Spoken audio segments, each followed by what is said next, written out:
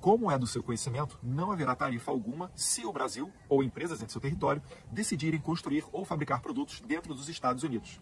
E, de fato, faremos todo o possível para aprovar rapidamente tais investimentos, profissionalmente e de forma rotineira, ou seja, em questão de semanas.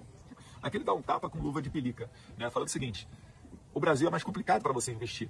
Ele está fazendo um convite aqui aos brasileiros. Olha, eu estou aqui colocando 50% de tarifa no Brasil por causa do seu presidente, né, do Lula, e por causa, principalmente, do Alexandre de Moraes. Mas se você, empresário brasileiro, quiser investir nos Estados Unidos, em semanas, tá? Não vai ter preconceito, não. É só vir para cá que em semanas a gente coloca o seu processo adiante. E isso daí realmente faz muito sentido, porque os Estados Unidos é mais fácil do ponto de vista tributário, né, tem mais benefícios, você exporta para praticamente, né, o mundo inteiro, você vai ter acordos de livre comércio com vários países do mundo, com vários blocos do mundo, então realmente é um convite tentador. O presidente americano entendeu que esse establishment também precisa arcar com o custo dessa aventura. Por isso, a partir de 1º de agosto, empresas brasileiras que desejarem acessar o maior mercado consumidor do planeta estarão sujeitas ao que se pode chamar de tarifa Moraes. Essa é uma oportunidade de escolha.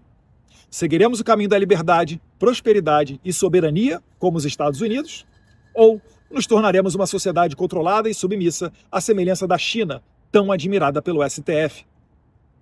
Apelamos para que as autoridades brasileiras evitem escalar o conflito e adotem uma saída institucional que restaure as liberdades. Cabe ao Congresso liderar esse processo, começando com uma anistia ampla, geral e irrestrita, seguida de uma nova legislação que garanta a liberdade de expressão, especialmente online, e a responsabilização dos agentes públicos que abusaram do poder. Sem essas medidas urgentes, a situação tende a se agravar, especialmente para certos indivíduos e seus sustentadores. Restam 3 semanas para evitar um desastre. É hora dos responsáveis colocarem fim a essa aventura autoritária. Que Deus abençoe o Brasil e que Deus abençoe os Estados Unidos da América. É só para lembrar, tá? Semana passada, eu e Felipe Barros, a gente se encontrou com esse deputado e ele foi muito homem, porque ele disse que teria essa audiência com o Marco Rubio, tá? E aí nós conversamos com ele sobre esse tipo de assunto. Então, nosso trabalho principal aqui é o quê? É levar a realidade dos fatos, o que está acontecendo no Brasil, para dar essa exata dimensão na cabeça das autoridades americanas.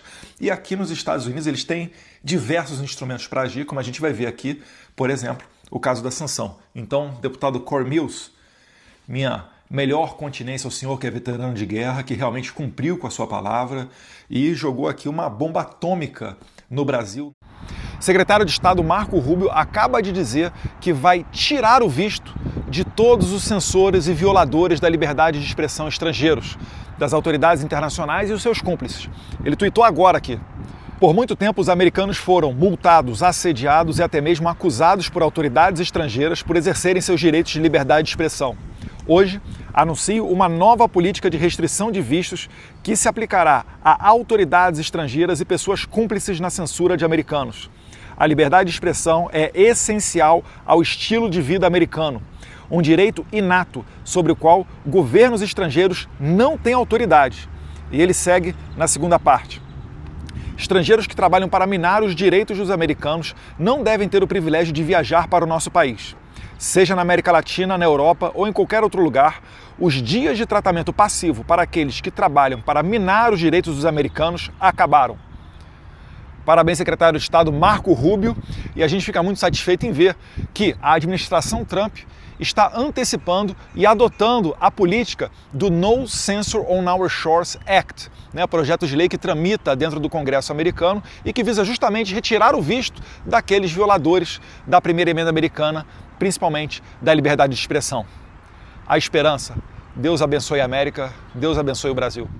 Nos últimos meses, temos mantido intenso diálogo com autoridades do governo do presidente Trump, sempre com o objetivo de apresentar com precisão e documentos a realidade que o Brasil vive hoje.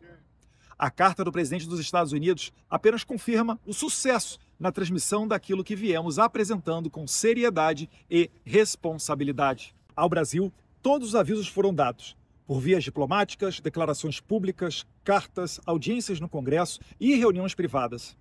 A resposta das autoridades brasileiras foi o escárnio. Risos, ironias E ainda mais grave, a escolha de dobrar a aposta. A gente não pode continuar com aquele sentimento derrotista, com aquela síndrome de vira-lata que acaba por nos fazer odiar a nossa própria história. O Brasil não nasceu ontem. Ele é fruto de erros, de acertos, de momentos ruins, mas também de glórias. E é preciso maturidade para reconhecer que, mesmo em momentos difíceis, houve grandeza. O Império nos deu estabilidade, instituições, cultura e unidade nacional. A República Velha teve seus problemas sim, mas ela lançou as bases da infraestrutura e também da formação econômica do Brasil moderno. A gente não pode apagar isso. E se nós queremos nos reencontrar enquanto nação, nós temos que enxergar as figuras históricas do Brasil com um olhar nacional e não partidário. Getúlio Vargas, por exemplo, ele liderou um governo que não teve as liberdades plenas, é verdade. Mas é inegável também que houve avanços na nossa indústria, a intenção de valorizar o trabalhador e também investimentos em infraestrutura. Fechar os olhos para isso seria infantil. O mesmo vale para Juscelino Kubitschek. Podemos debater os custos e os efeitos econômicos do seu governo. Mas é inegável. Houve ali um projeto de integração do país, de otimismo, de progresso. Foram 50 anos em 5. E isso daí marcou o imaginário do Brasil por décadas. Não é diferente com João Goulart. Podemos concordar ou discordar das suas propostas, eu certamente não sou um fã dele. Mas é injusto negar que muitas delas nasciam com a intenção de dar respostas a anseios populares. Assim como falar do período militar, não dá para dizer que tudo ali foi trevas. Até houve autoritarismo, mas ali existiram investimentos em infraestrutura que sustentam o Brasil até hoje. E é papel de uma nação madura olhar para o passado e conseguir perceber tudo aquilo que deu certo, tudo aquilo que foi positivo na nossa história. Negar as virtudes de qualquer período da nossa história é negar a nós mesmos. Lula aprofundou-se em uma sequência de desastres diplomáticos anti-americanos, com declarações raivosas suas, de ministros e até da primeira-dama, além de aproximações deliberadas com regimes autoritários como China e Irã. Ignorando os alertas da administração Trump, insistiu na expansão dos BRICS e chegou a criticar os Estados Unidos por neutralizarem o programa nuclear iraniano, uma ameaça global. Nada disso teria ocorrido sob a presidência de Jair Bolsonaro. A decisão do presidente Trump é clara.